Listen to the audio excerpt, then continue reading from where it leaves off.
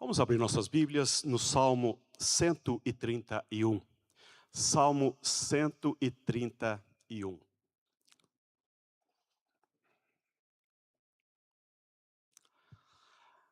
Nesta tarde eu queria falar com você sobre a importância da oração. John Owen, um pastor, teólogo do século XIX, ele dizia que oração é o encontro da alma com o Criador da existência. Ele propõe a vida cristã como uma busca profunda em Deus. E a oração é o caminho. E esse salmo fala alguma coisa parecida com isto. Eu gostaria nessa tarde de deixar você essa contribuição. Não quero falar muito, não vou me demorar. Mas essa preciosidade que se revela nesse salmo, assim diz o rei Davi. Senhor, não é soberbo o meu coração, nem altivo o meu olhar. Não ando à procura de grandes coisas, nem de coisas maravilhosas demais para mim. Pelo contrário, fiz calar e sossegar a minha alma, como a criança desmamada se aquieta nos braços de sua mãe, como essa criança é a minha alma para comigo. Espera, ó Israel, no Senhor, desde agora e para sempre. Vivemos tempos difíceis. Vivemos tempos de muita correria. A nossa agenda é apertada. Até aqueles que são aposentados não param. Cabeça de mãe, então, de avó, não para. Está sempre pensando alguma coisa. A nossa cultura nos impõe um ritmo de muita celeridade. Muita celeridade. Os processos, a agenda, as preocupações, as ordenanças da vida, as tarefas diárias, nos roubam, nos tomam, nos consomem. A falta do dinheiro, a falta do recurso, a falta da saúde, a ameaça de não termos o recurso, de não termos o dinheiro, de não ser possível realizar algumas coisas, essas coisas nos tomam, essas coisas nos consomem. E aí existe também uma lei que está imposta. Ela não está descrita, mas ela está implicitamente colocada na cultura. Nós temos que funcionar. Não nos é permitido adoecer. Não nos é permitido não ter disposição para. Não, nós temos que fazer. Há uma imposição da cultura. Nós temos que dar conta das tarefas. Nós temos que funcionar bem. O não funcionamento bem nos imputa um peso ainda maior. Isso é uma tragédia. É uma tragédia, porque a alma se angustia. Quando nós conseguimos cumprir todas as nossas tarefas, chega à noite a um cansaço, a uma exaustão, a um peso, a uma fadiga. E quando nós não conseguimos completar bem, o peso é ainda maior, porque, poxa, faltou tanta coisa, eu não consegui dar conta. E aí vem as cobranças, as exigências da gente e dos outros, que demandam para conosco, que querem, que nos exigem. Isto é um fardo. E para muitas pessoas, a existência se torna muito difícil, bastante complexa. Quando eu olho para esse texto me traz uma ideia, esse salmo, de alguém que ajustou, que se integrou, que colocou em ordem, não as pessoas ao seu redor, não a dinâmica da existência ao seu redor, mas se integrou interiormente, que se ajustou pessoalmente, que há um equilíbrio, a paz, a justeza, a conexões internas bem ordenadas. Tão importante no dia de hoje.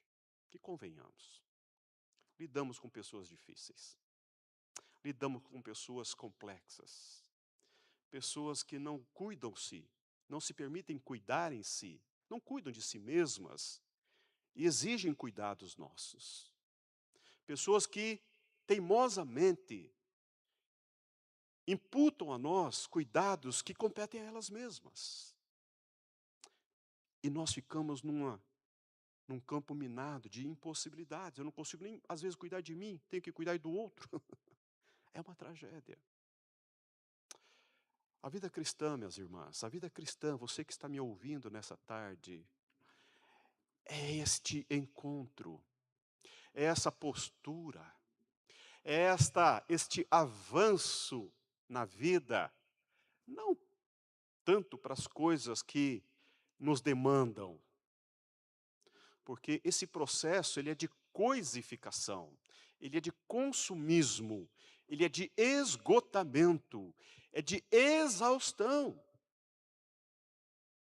Eu tenho para mim que quando uma moça se casa, ela leva uma surpresa tão grande, quando não dá tempo, quando o casamento de 1 ano já vem uma gravidez, a vida dela em 3 anos muda tão rapidamente, e ela vai descobrir coisas tão difíceis com as quais ela vai ter que lidar, e ela, via de regra, se eu soubesse eu não teria me casado. E o menino então, coitado, não é? As coisas mudam tão rápido, é tanta demanda, é tanta exigência, é tanta cobrança, é tanto. Por isso que tantos casamentos não funcionam.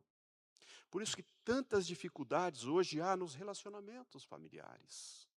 Porque as pessoas estão difusas, estão confusas, estão desintegradas, desconexas, não umas só com as outras, mas consigo mesmas. Essa é a grande tragédia do nosso tempo.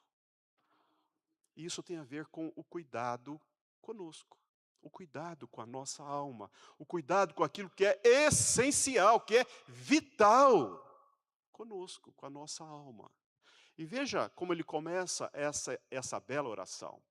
Ele vai dizer: Senhor, não é soberbo o meu coração, nem altivo o meu olhar. Não ando à procura de grandes coisas, nem de coisas maravilhosas demais para mim. Ele está fazendo o quê? Pense comigo, o que ele está falando aí? Ele está falando para Deus, algo que ele decidiu. Ele falou: Senhor, eu não quero mais viver essa loucura. Eu não quero entrar nessa roda viva, nesse devaneio existencial, nessa loucura, nessa agenda humana que mais tira do que oferece. Não, eu rejeito essa vida. Eu rejeito esse jeito de viver. Não quero mais. Provavelmente ele já tem experimentado sonhar alto, sonhar grande, sonhar com coisas extraordinárias, talvez pensar acerca de si mesmo, como ele era importante, como ele era alguém decente, alguém justo, alguém, né, essa empáfia que às vezes está na cultura, gente que é empafiosa, gente que é cheia de si mesma, gente que é orgulhosa. Ele fala: não, eu não quero mais isso para mim, olha, desisti de querer mostrar que eu sou tal, que eu sou fulano. Não. Ele está dizendo: eu rejeito esse estilo de vida que mais me toma do que me oferece. Nós vivemos numa cultura que as pessoas hoje valorizam mais o que se tem do que o que se é. É uma tragédia. É uma tragédia. É uma tragédia. As pessoas são importantes desde que elas te ofereçam algo. Não tem nada a oferecer-te, não tem sentido. Esses relacionamentos coisificados, que é de utilitarismo, né, de apropriar-se do outro para subtrair, para extrair do outro aquilo que lhe interessa, isso é uma crueldade, é uma desumanidade cruel na nossa cultura. As pessoas se cansam disso, as pessoas se fatigam disso. As pessoas falam: não é assim, não é assim. Essa oração está falando exatamente isso. Eu não quero isso para mim. Não. Eu vou fazer uma coisa. Olha o que ele vai dizer. Ele entra numa conversa agora íntima. Ele fala das coisas que ele deixou de fazer, ele fala: eu não quero mais entrar nessa roda viva de ficar atendendo pessoas, atendendo demandas, buscando atender uma agenda que eu não consigo atender. Eu não quero mais entrar nesse processo de antivida que mais me consome do que me oferece. Ele vai dizer: pelo contrário, olha o versículo 2. O que ele diz? Fiz calar e sossegar a minha alma. Deixa eu falar uma coisa para você. Alguma vez a sua alma se agitou e se perturbou dentro de você aí? Alguma vez você perdeu o sono e ficou olhando para o teto, virando, revirando, olhando para lá, olhando para cá, e deu uma crise de choro e você chorou e aqueles pensamentos noturnos terríveis fez uma visita horrorosa ao seu coração? Hã? Essas coisas que às vezes nos arrebatam, não é? Às vezes, diante de uma prova, diante de um exame médico, diante de um procedimento importante, às vezes, diante de uma situação importante, a gente fica desassossegado, fica inquieto, fica perturbado, dá sudorese, o corpo fica em alerta, a mente fica com o pensamento acelerado, o coração dá taquicardia, ou seja, esses processos que é comum em determinadas situações, porque nem sempre temos repertório para lidar com muitas situações, não é? Eu me lembro quando eu tive que fazer lá na minha juventude uma cirurgia da apêndice. Acordei num sábado de manhã com dores que eu nunca havia sentido, umas dores muito diferentes. Eu corri para o médico sozinho, fiquei no hospital, depois avisei minha mãe e meu pai que eu estava internado. E para surpresa minha, fiquei 3 dias lá. Que dias difíceis. E quando soube que eu ia operar, só a graça de Deus. É assim, a gente não tem repertório para lidar com as surpresas difíceis, desagradáveis da vida. Mas não é comum vivermos assim, não. Esse estado de alerta, esta condição sempre de estar em alerta, atento, angustiado, preocupado, ansioso, isso nos consome.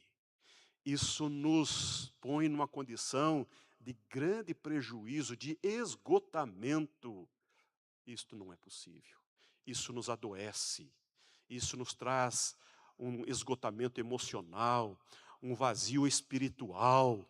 Nos coloca num esgotamento que fere o corpo, que o corpo sofre a dor da alma, a dor do peito, porque é muita descarga dentro da estrutura humana. A gente não suporta essas coisas. Por isso que às vezes nós somos parados, para podermos cuidar um pouco da gente.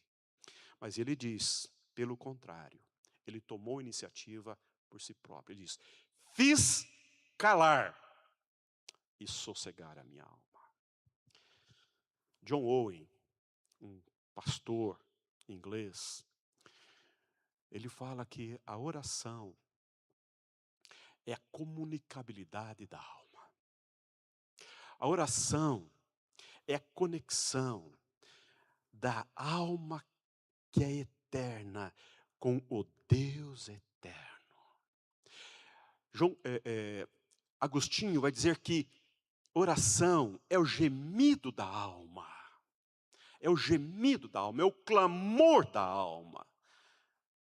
Como nós precisamos, de fato e verdade, ter essa profunda experiência na nossa relação pessoal com Deus.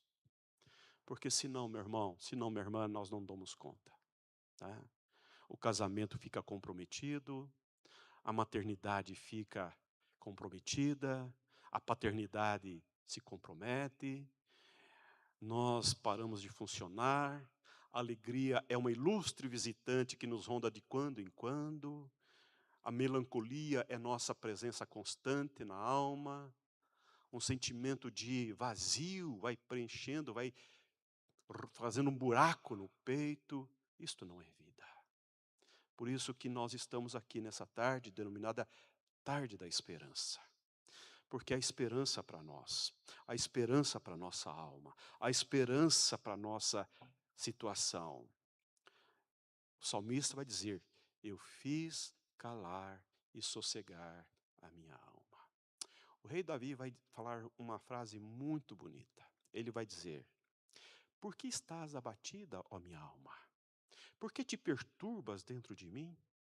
Espera em Deus, pois ainda o louvarei.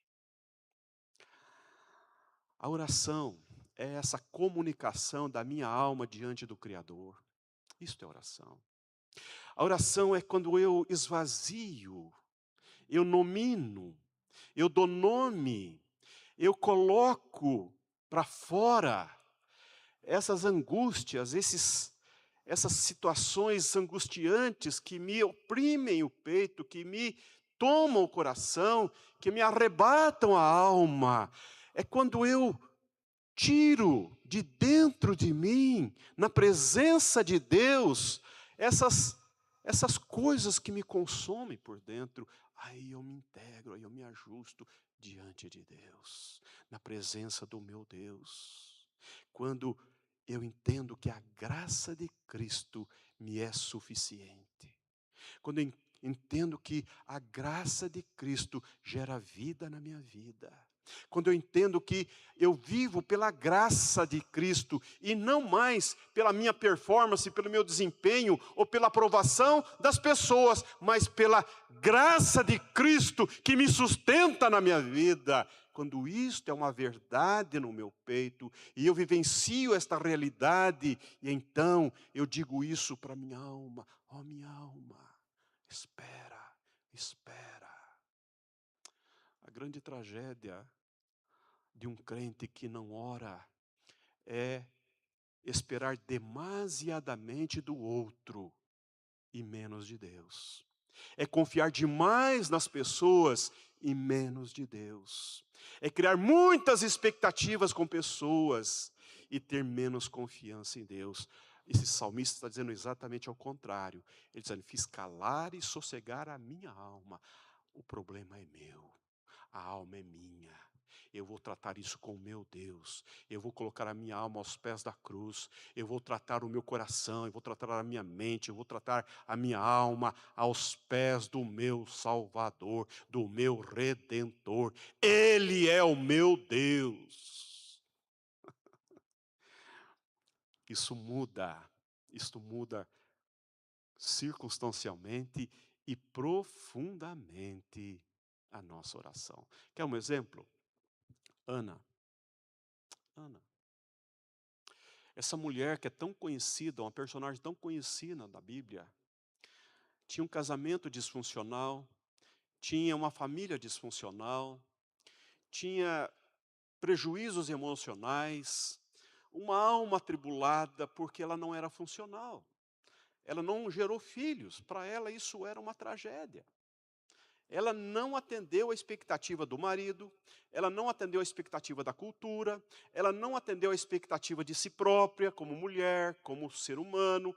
Ela vivia uma vida de muita incongruência, até um dia que ela rompeu com todas essas exigências e cobranças consigo e das pessoas para consigo, e ela se debruçou quando não era hora de culto, quando não era momento de culto, ela foi ao templo e ali ela rasgou a sua alma diante de Deus. E ela rompeu com a sua dor, ela rompeu com a sua angústia, ela rompeu com a sua desesperança, ela rompeu com toda a sua dor. Falou: Deus, eu não dou conta, eu não dou conta. Se o Senhor não agir, se o Senhor não tocar, se a tua mão não mover a minha vida, não há o que eu faça, eu preciso da tua graça. E ela chorou abundantemente, e chorou abundantemente. Você já chorou diante de Deus? Você já rasgou seu peito diante de Deus? Você já, não é só fazer cartaz não, mas é, sabe, dar nome aos bois, dar nome. Às vezes, estava ouvindo a nossa irmã que fez uma bela reflexão agora à tarde, quando ela falou do pensamento e falou do coração, duas coisas que devemos guardar. Olha, gente, às vezes nós guardamos ressentimentos e mágoas por anos a fio. Isso, a gente toma um veneno diário querendo matar o outro. Mas é nós que estamos morrendo, o outro está vivendo, nós estamos morrendo. Aprisionamos as pessoas no nosso peito, no nosso coração, pelo ódio, pelo ressentimento, pela... Para, isso é morte, isso é veneno. Nós precisamos de graça, de leveza. Nós precisamos da bênção de Deus, do amor de Deus, de vivenciar essa experiência rica que a oração nos traz. É esse tempo de solitude, de estar só com Deus, de orar, de tratar a alma, de desopilar o coração, de deixar oxigenar o coração diante de Deus. Falar, Senhor, eu sou isso, mas eu não quero mais viver assim. Não. Talvez você está em casa agora sozinho, ou está aí no seu trabalho, quem sabe você está... pastor, você não sabe da minha vida. Deixa eu falar uma coisa para você, não sei mesmo, mas eu quero muito que você seja uma pessoa abençoada. Quero muito que Deus acolha o teu coração. Que Deus visite a tua alma. Que Deus encha de paz, inunde de alegria. Uma alegria supra-circunstancial, ultra-circunstancial. Que essa leveza que a graça de Cristo produz na vida das pessoas que estão nele, que vivem nele, que caminham nele. Porque o Espírito Santo refaz todas as coisas. Por isso que o apóstolo Paulo vai dizer, vai fazer uma oração. Ele vai em Efésios orar, pedindo que o Espírito Santo nos fortaleça interiormente. E ele vai dizer, porque semelhantemente o Espírito nos assiste nas nossas fraquezas, porque não sabemos orar como convém. Mas Ele intercede por nós com gemidos inexprimíveis. Isso significa dizer que Deus clama por nós, que Deus chama-nos à tua presença, que Deus quer você junto dEle, para que Ele possa tratar você, pastorear você, acolher você, reconstruir você de dentro para fora. Isto é vida cristã, meu irmão. Isto é vida cristã, mamãe. Isto é vida cristã, vovó. Não é performance, não é desempenho, não é prestação de conta, mas é vida com o Senhor da sua vida. E ele vai dizer, veja só, fiz calar e sossegar a minha alma. Olha o exemplo que ele dá. Olha, que é bem conhecida as vocês mulheres. Como a criança desmamada se aquieta nos braços de sua mãe, como essa criança é a minha alma para comigo. Olha a mudança significativa que ele encontrou. Saiu de uma agenda, saiu de uma circunstância, saiu de um movimento e se colocou em solitude na presença de Deus. E aí o exemplo não poderia ser mais belo. Que é aquela coisa, né? Uma criança, depois dos berros, depois do pranto, a mãe oferece o seio e ela ali suga, e vai para o outro e suga. E chega uma hora que está transpirando, então ela vai amolecendo e ela simplesmente se torna totalmente vulnerável e dorme o sono que a gente gostaria tanto de dormir, de sonhar, não é?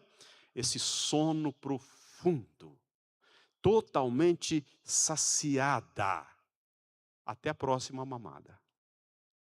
Mas é isso, ele está dizendo, é assim é a minha alma para comigo.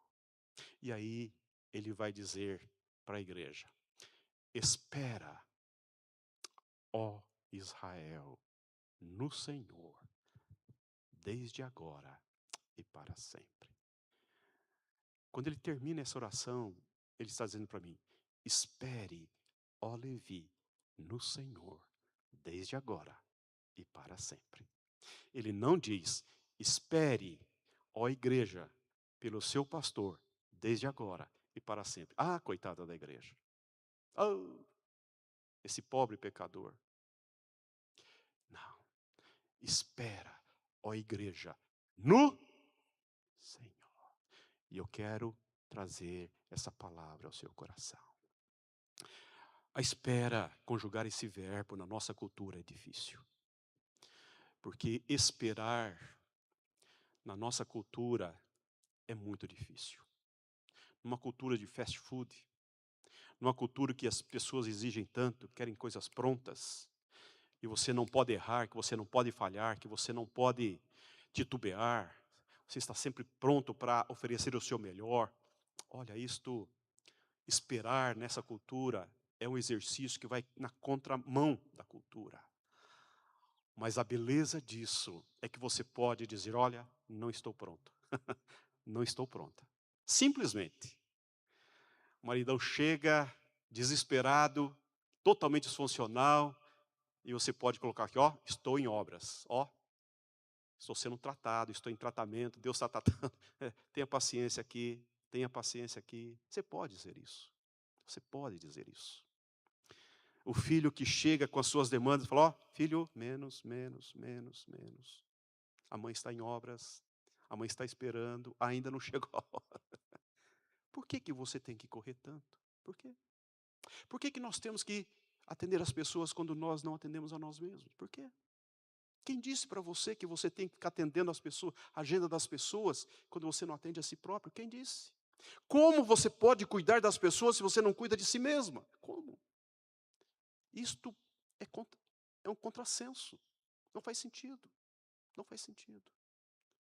Por isso que esse salmo, ele é desafiador a mim, porque, embora a cultura ache que pastor não faz nada, olha, às vezes, se eu não cuido para fazer as minhas devocionais e para preparar sermão, eu tenho que marcar na agenda e fechar a agenda, senão eu não consigo, porque é tanta coisa. E às vezes essas outras coisas são tão atraentes, porque assim, a agenda nos quer engolir, mas nós precisamos dessa preciosidade e dizer, eu quero é Deus na minha vida. Eu quero é Deus na minha vida. Eu quero o Senhor na minha alma. Eu quero ser tomado. Eu quero estar pleno em Deus. E aí, meu irmão, faz toda a diferença. Toda a diferença. Quando você está em Deus, você apazigua os ânimos de casa. Você consegue aquietar o coração do cônjuge, você consegue acolher a angústia do irmão, você consegue escutar os dramas e as vicissitudes dos amigos e ser uma bênção na vida das pessoas. Mas quando você está sendo tratado em oração. E aí, eu quero convidar você à oração.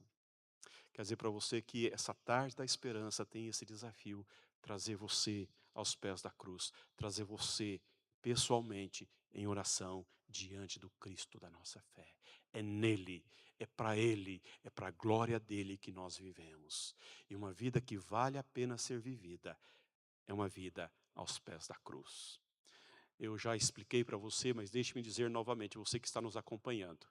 Você pode, enquanto está nos acompanhando, escrever os seus pedidos de oração, e alguém vai anotar os seus pedidos, vai colocar nessa caixinha de oração que está aqui na minha frente, e nós estaremos orando por você, pelas suas demandas, todas as segundas-feiras. Nós estamos aqui em oração para atender as demandas das pessoas que precisam, porque nós cremos que todas as coisas são possíveis ao que crê, porque Cristo é o Deus da vida. Que Deus abençoe você, que Deus nos abençoe. Eu quero então agora